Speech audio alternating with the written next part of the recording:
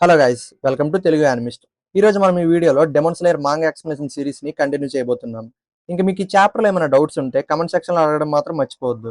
Last వీడియోలో అడిగిన question transparent world power ఏంటి అని ఎక్స్ప్లెయిన్ చేయమని అడిగారు. సో షార్ట్ గా చెప్తా వినండి. ట్రాన్స్పరెంట్ వరల్డ్ ని నేను అదృశ్యలోకం అని పేరు పెట్టి ఎక్స్ప్లెయిన్ చేశా.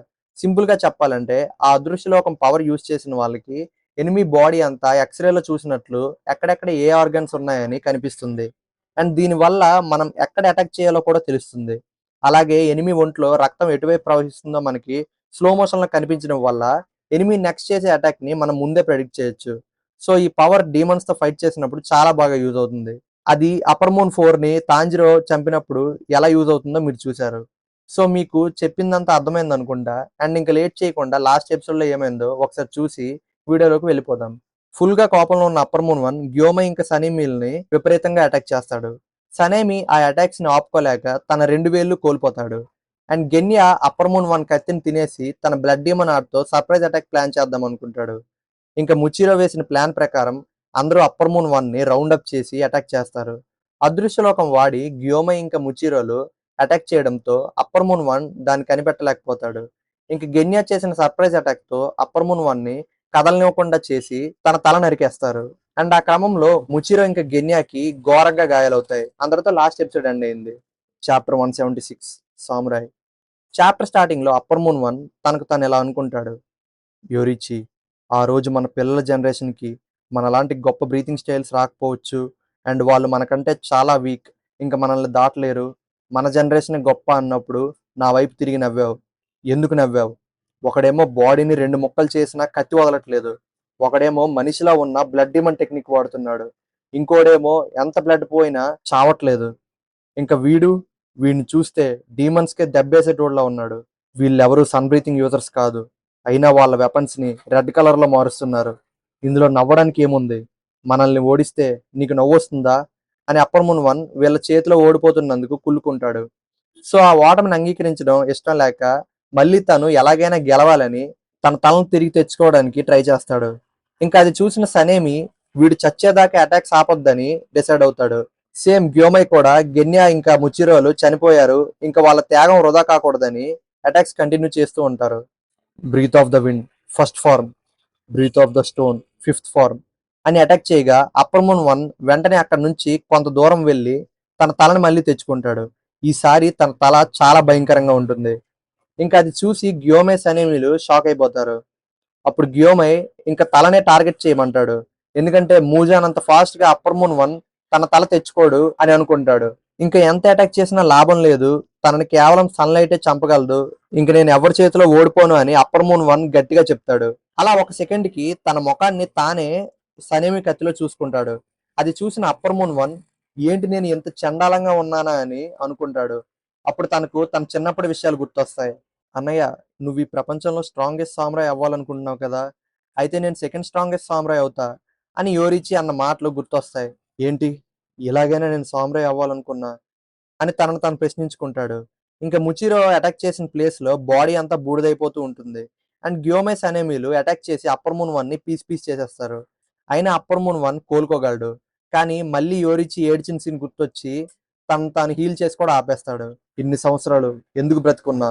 నిజంగా నెంబర్ 1 పొజిషన్ లో ఉండాలని ఇన్ని దారుణాలకు ఒడికట్టాను. ఇంకా బలంగా మారాలని చాలా మందిని చంపాను. యోరిచి, నేను కేవలం నీలా అవ్వాలనుకున్నా అని అప్పర్ మూన్ 1 అంటాడు. అక్కడతో చాప్టర్ ఎండ్ అవుతుంది. Chapter 177 little brother. ఈ చాప్టర్ లో అప్పర్ మూన్ 1 మిచికట్సు ఇంకా యోరిచి చిన్నప్పటి కథ ఉంటుంది. అసలు అంత గొప్ప తమ్ముడైన యోరిచి ఉండగా మిచికట్సు డీమన్ గా ఎందుకు మారాడు, ఎందుకు యోరిచి అంటే ఎంత కుళ్ళు అని మనకి ఈ కథ ద్వారా తెలుస్తుంది. సో మీరు వెంటనే ఈ వీడియోకి లైక్ చేస్తే బ్యాక్ స్టోరీ స్టార్ట్ చేద్దాం. యోరిచి మిచికట్సు పుట్టడం కవల పిల్లల్లా పుడతారు. కానీ ఆ రోజుల్లో కవల పిల్లలు పుడితే మంచిది కాదని అప్పటి వాళ్ళు నమ్మేవారు. పైగా యోరిచి పుట్టడంతోనే తన తలపైన ఒక మార్క్ తో పుడతాడు. ఇంకా అది చూసిన వాళ్ళ నాన్న యోరిచిని చంపేయమని ఆర్డర్ ఇస్తారు. అది విన్న వాళ్ళ అమ్మకి కోపం కట్టలు తెంచుకొని వస్తుంది. ఎందుకంటే మనకు తెలిసిందే, ఏదో మూఢనమ్మకం వల్ల తన కొడుకుని చంపేద్దామంటే ఏ తల్లి ఊరుకోదు. సో వాళ్ళ ప్లాన్ ని చేంజ్ చేస్తారు. యోరిచిని 10 సంవత్సరాలు వచ్చిన తర్వాత ఒక గుడిలో పంతులు చేసేద్దామని డిసైడ్ అవుతారు. ఇంకా వాళ్ళ జీవించే విధానాలన్నీ మారిపోతాయి.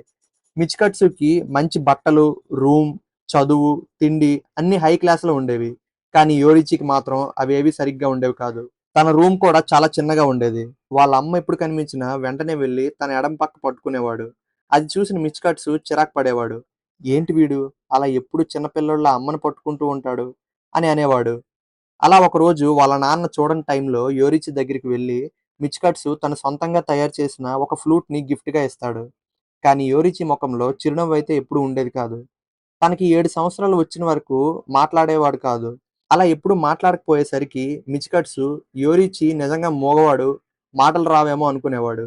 కానీ ఒకరోజు మిచికట్సు ప్రాక్టీస్ చేస్తూ ఉండగా యోరిచి వచ్చి సైలెంట్‌గా నిలబడతాడు. అలా మెల్లగా "అన్నయ్య, నువ్వు ప్రపంచంలోనే స్ట్రాంగెస్ట్ సామురాయ్ అవ్వాలనుకుంటున్నావా?" అని అడుగుతాడు. అంతే. ఇంకా ఆ మాట విన్న మిచికట్సు షాక్ అయిపోతాడు. తన చేతిలో కర్ర కింద పడేస్తాడు. ఆ తర్వాత యోరిచి తను కూడా సామురాయ్ అవ్వాలని అనుకుంటున్నట్టు చెప్తాడు. అది విన్న మిచికట్సు ఏంటి వీడు 10 సంవత్సరాలు వచ్చాక గుడిలో పంతులు చేస్తారని మర్చిపోయాడా? అసలెప్పుడు అమ్మ సంకెక్కేటోడు సామురాయ్ ఎలా అవుతాడని మిచికట్సు అనుకుంటాడు. అలా ఒకరోజు ట్రైనింగ్ అప్పుడు యోరిచి వచ్చి నేను కూడా ఒకసారి కత్తి సాము ట్రై చేస్తా అని ట్రైనర్ దగ్గర అడుగుతాడు.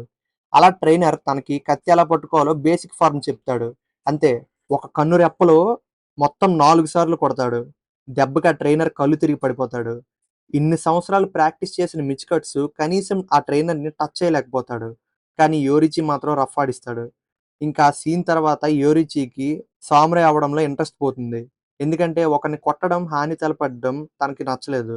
ఇంక మిచికట్సు యోరిచి అటాక్ సీక్రెట్ ఏంటో అడుగుతాడు. అండ్ యోరిచి చెప్పింది విని షాక్ అయిపోతాడు.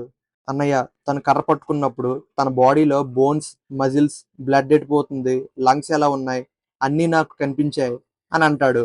కానీ అప్పట్లో మిచికట్సుకి సరిగ్గా అర్థం కాదు. మెల్లమెల్లగా అర్థమవుతుంది యోరిచికి పుట్టుకతో అదృశ్యలోకం పవర్ వచ్చిందని. ఇన్నాళ్ళు అమ్మ కూచి అని ఎగతాళిగా చూస్తే తనకంట యోరిచి చాలా పవర్ఫుల్ అని మిచికట్సుకి తెలుస్తుంది. కానీ యోరిచికి ఆ కత్తితో ట్రైన్ అవ్వడం కంటే వాళ్ళ అన్నయ్యతో కలిసి ఆడుకోవడం అంటేనే ఇష్టం. ఇంక జరిగిన సీన్ అయితే ఎవరికీ తెలియకుండా ఉంటుందా? మొత్తం కథ ట్రైనర్ వెళ్ళి వాళ్ళ నాన్నతో చెప్తాడు. అంతే. ఇంక యోరిచి ప్లేస్‌లో మిచికట్సు, మిచికట్సు ప్లేస్‌లో యోరిచి. వాళ్ళ నాన్న ఇచ్చే ట్రీట్మెంట్ మొత్తం మారిపోతుంది. ఇంక ప్రపంచంలో నంబర్ 1 సామురాయిగా మారాలన్న మిచికట్సు కల కలగానే ఉండిపోతుంది.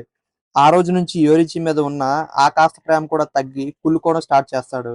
అండ్ కొన్ని రోజుల తర్వాత యోరిచి రాత్రి 3 గంటలకు వచ్చి ఇలా అంటాడు. "అన్నయ్య, అమ్మ చనిపోయింది." "ఏంటి?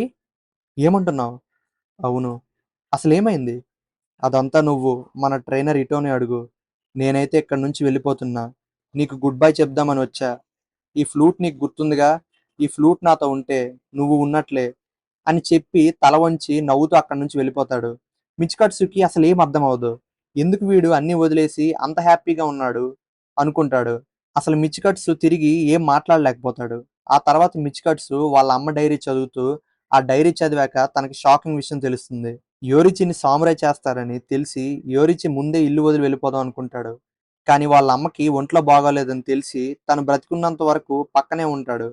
అందుకే తనెప్పుడు తన ఎడమ పక్క పట్టుకుంటూ ఉంటాడు. ఎందుకంటే తనకి ఆ చోట్లో సమస్య ఉండేది కాబట్టి. ఇంకా అది తెలుసుకున్న మిచికట్సుకి బాధ, కోపం 2 తన్నుకొస్తాయి. చాప్టర్ 178. ఇంటి నుంచి పారిపోయిన యోరిచిని వాళ్ళ నాన్న మనుషుల్ని పెట్టి వెతుకుతూ ఉంటాడు. కానీ యోరిచి ఎవ్వరికీ దొరకకుండా అందరిని వదిలి వెళ్ళిపోతాడు. ఇంక మిచికట్సు మనసులో అనుకున్నట్లే అయ్యింది. మిచికట్సు మనసులో అనుకున్నట్లే అయింది. యోరిచి చనిపోతే బాగున్ను. అప్పుడు నన్ను సామురాయ్ అవ్వడం ఎవరు ఆపలేరు అని అనుకునేవాడు అని అనుకుంటే తనకు తగ్గట్టుగానే యోరిచి వదిలి వెళ్ళిపోతాడు. అలా పెద్దయ్యి పెళ్లి చేసుకొని మిచికట్సు ఒక ఇంటివాడవుతాడు. యోరిచి లేకుండా ప్రశాంతంగా జీవితాన్ని గడుపుతాడు. యోరిచి ఉండుంటే తనని ఎవరు పట్టించుకోకుండా ఉండేవారు. అండ్ యోరిచి బదులు తనని గుడిలో పంతులు చేసేవారు. ఇప్పుడది తప్పింది. కానీ ఒకరోజు తను ఊహించిన సంఘటన అయితే ఒకటి జరిగింది. మిచికట్సు ఇంకా తన గ్రూపు డీమన్స్‌ని అటాక్ చేస్తూ ఉండగా, ఆ డీమన్ వాళ్ళ గ్రూప్‌లో ఉన్న వాళ్ళని మొత్తం చంపేస్తుంది. అండ్ మిచికట్సుని కూడా చంపాలని చూస్తుంది. అప్పుడు వెంటనే యోరిచి వచ్చి కాపాడతాడు. "క్షమించన్నయ్య, రావడానికి ఆలస్యమైంది." ఇంకా ఆ మూమెంట్‌లో యోరిచి స్కిల్స్ చూసి షాక్ అయిపోతాడు. ఎలాగైనా యోరిచి లెవెల్‌కి చేరుకోవాలని అత్యాశతో పెళ్ళాం, పిల్లల్ని వదిలేసి మరీ యోరిచితో ట్రైనింగ్‌కి చేరుతాడు. యోరిచి ఒక్కొక్కరి బాడీకి తగ్గట్లు ఒక్కొక్క బ్రీతింగ్ టెక్నిక్‌ని నేర్పిస్తాడు. అవన్నీ సన్ బ్రీతింగ్‌లో భాగాలే. ఎందుకంటే సన్ బ్రీతింగ్‌ని ఎవరు నేర్చుకోలేకపోతారు. అండ్ అందరికీ మార్క్స్ వస్తాయి. అలాగే మిచికట్సుకి కూడా మార్క్ వస్తుంది. కానీ తన సన్ బ్రీతింగ్‌ని వాడలేకపోతాడు. అందుకే దానికి దగ్గరలో ఒక బ్రీతింగ్ స్టైల్ ఇంప్లిమెంట్ చేసి మూన్ బ్రీతింగ్ అని పేరు పెడతాడు. అలా డీమన్ స్లేయర్‌ల పవర్ పెరుగుతుంది. కానీ అప్పుడే వాళ్ళకి ఒక చేదు నిజం తెలుస్తుంది. మార్క్ వచ్చిన వాళ్ళంతా 25 ఇయర్స్‌కే చనిపోతూ ఉంటారు. ఇంకా మిచ్‌కట్సుకి ఫ్యూచర్ అనేది లేదని బాధపడతాడు. నువ్వెందుకని డీమన్ అవ్వకూడదు? నేను కూడా ఒక బ్రీతింగ్ యూజర్‌ని. డీమన్ చేయాలనుకుంటున్నా. నువ్వు డీమన్ అయితే ఎంతకాలమైనా ప్రాక్టీస్ చేసి నువ్వనుకున్న స్థాయికి చేరుకోగలవు అని డైరెక్ట్ మూజాన్ వచ్చి ఆఫర్ ఇస్తాడు. సో తనింక నంబర్ 1 అవ్వకుండా చావకూడదని అత్యాశతో డైరెక్ట్‌గా మూజాన్‌తో డీమన్‌గా మారడానికి ఒప్పుకుంటాడు. కానీ 80 ఏళ్ల తర్వాత తన తమ్ముడు ఇంకా బ్రతికుండడం చూసి ఓర్చుకోలేకపోతాడు. ముసలైన తన తమ్ముడి బలానికి కూడా మ్యాచ్ అవ్వలేకపోతున్నాడని కుళ్ళుకుంటాడు. ఎందుకు యోరిచి? ఎందుకు నువ్వింత పవర్‌ఫుల్? నేను కాదు కదా ఆ మనిషి. ఆ మూజాన్ కూడా నీ మీద ఒక్క వేలు వేయలేడు. ఎందుకు నువ్వు నాకిలా చిరాకు తెప్పిస్తావు? అని కుళ్ళు కోపంతో ఆల్రెడీ వయసైపోయి సాధారణంగా నిల్చుంటూ చనిపోయిన యోరిచిని 2 ముక్కలుగా నరికేస్తాడు. అప్పుడు తీరా చూస్తే యోరిచి దగ్గర మిచ్‌కట్సు చిన్నప్పుడు ఇచ్చిన ఫ్లూట్ కనిపిస్తుంది. ఈ ఫ్లూట్ నా దగ్గరుంటే నువ్వున్నట్లే అన్నయ్య అన్న యోరిచి మాటలు గుర్తొస్తాయి. ఇదంతా చివరి క్షణాల్లో అప్పర్ మూన్ 1 గుర్తు తెచ్చుకుంటూ చనిపోతూ చివరికిలా అంటాడు. చాలు ఇంకాపు. నిన్ను చూస్తే నాకు అసూయ ఆగట్లేదు. నాకు నా భార్య పిల్లల మొఖాలు కూడా గుర్తులేవు. కానీ నీ నవ్వు గుర్తొస్తూనే ఉంటుంది. నా వంశానికి చెందినవాడని కూడా చూడకుండా ముచిరోని చంపేశా. నువ్వు వెళ్తూ వెళ్తూ నీ బ్రీతింగ్ స్టైల్‌ని వదిలి వెళ్ళావు. కానీ నా జీవితంలో నేనేం సాధించా? అసలు నేనెందుకు పుట్టా? చెప్పు యోరిచి అని అప్పర్ మూన్ 1 బాధపడుతూ చనిపోతాడు. గైస్ ఇక్కడితో అప్పర్ మూన్ 1 స్టోరీ అయితే అయిపోయింది. ఇప్పుడు అర్థమైంది కదా! ఎప్పుడూ బలం కోసం, నంబర్ 1 ప్లేస్ కోసం అసూయ, ద్వేషం పెంచుకుంటే ఏమవుతుందో. ఎంతసేపు యోరిచి ఉంటే తన జీవితం తలకిందులైపోతుంది అని భయపడే మిచికట్సు, యోరిచి లేకపోతే తనకి జీవితమే ఉండదని గమనించలేదు. తన కోసమే యోరిచి ఇల్లు వదిలి వెళ్ళిపోయాడు. ఆ కొద్ది రోజులు ఇంట్లో ఉండి కూడా తన అమ్మ ఆఖరి క్షణాల్లో తన దగ్గర ఉందామని. 6 కళ్ళు ఉన్న అప్పర్ మూన్ 1 తన తమ్ముడికి తనంటే ఎంత ఇష్టమో చూడలేకపోయాడు. కేవలం శక్తి కోసం తాపత్రయపడి బంగారం లాంటి తమ్ముడికి దూరమయ్యాడు. ఇంక మీకు ఈ స్టోరీ ఎక్స్‌ప్లనేషన్ నచ్చినట్లయితే దయచేసి లైక్ అండ్ సబ్స్క్రైబ్ చేసుకోండి. ఇంకొక చాప్టర్ ఎక్స్‌ప్లెయిన్ చేసి వీడియోనైతే ఎండ్ చేసేద్దాం. చాప్టర్ 179. ఈ చాప్టర్‌లో అప్పర్ మూన్ 1 చనిపోయాక ఏమైందో చూస్తాం. ఇందులో పెద్దగా స్టోరీ ఏముండదు. సో బ్రీఫ్‌గా చెప్తా వినండి. ఫైట్‌లో ముచిరో, గెన్యా ఇంకా 100% చనిపోయినట్లే. చివరి క్షణాల్లో గెన్యాకి కొంచెం ప్రాణం ఉంటుంది. అలా సనేమి వెళ్లి గెన్యాని పట్టుకుంటూ చాలా ఏడుస్తాడు. అండ్ ముచిరో స్వర్గానికి వెళ్లి తన అన్నయ్యని కలుస్తాడు. ఎందుకింత చిన్న వయసులో నువ్వు చనిపోయావు? అంత పెద్ద త్యాగం ఎందుకు చేశావని వాళ్ళ అన్నయ్య కోపడతాడు. కానీ తనకి ఏం బాధ లేదు. బ్రతికున్నంత కాలం చాలా మంచి మిత్రులతో ఉన్నా అని చెప్తాడు. ఇంక గ్యోమై వాళ్ళు చేసే త్యాగాలు వృధా కాకూడదు అంటాడు. సనేమి నీ తల ఎత్తు. ఈ యుద్ధం ఇంకా అవ్వలేదు. నెక్స్ట్ టార్గెట్ మూజాన్ అని చెప్తాడు. అక్కడితో చాప్టర్ ఎండ్ అవుతుంది. గైస్ ఇక్కడి వరకు వీడియో చూసినందుకు థ్యాంక్స్. ఇంకా నెక్స్ట్ ఎపిసోడ్‌తో ఇన్ఫినిటీ క్యాజిల్ ఆర్క్ ఎండ్ అవుతుంది. అప్పర్ మూన్‌లో అందరూ చనిపోయారు. అండ్ దాని అర్థం నెక్స్ట్ ఎపిసోడ్‌లో మూజాన్ ఏం చనిపోడు. జస్ట్ ఆ ఇన్ఫినిటీ క్యాజిల్ నుంచి బయటకైతే వస్తారు. యాక్చువల్‌గా ఈ ఇన్ఫినిటీ క్యాజిల్ ఆర్క్ చాప్టర్ 141 నుంచి 183 వరకు ఉంటుంది. ఆ తరువాత 184 నుంచి 206 వరకు సన్‌రైజ్ కౌంట్‌డౌన్ ఆర్క్ అని ఉంటుంది. అదే డీమన్ స్లేయర్‌లో ఫైనల్ బ్యాటిల్ మూజాన్‌తో. అదంతా ఒక లాంగ్ వీడియో ప్లాన్ చేద్దాం అనుకుంటున్నా. సో ఈ సండే లోపు ఎపిసోడ్ 13 ఫినిష్ చేస్తే నెక్స్ట్ అప్డేట్ ఏంటో చెప్తా. ఎపిసోడ్ 13లో మళ్ళీ కలుద్దాం. Bye bye.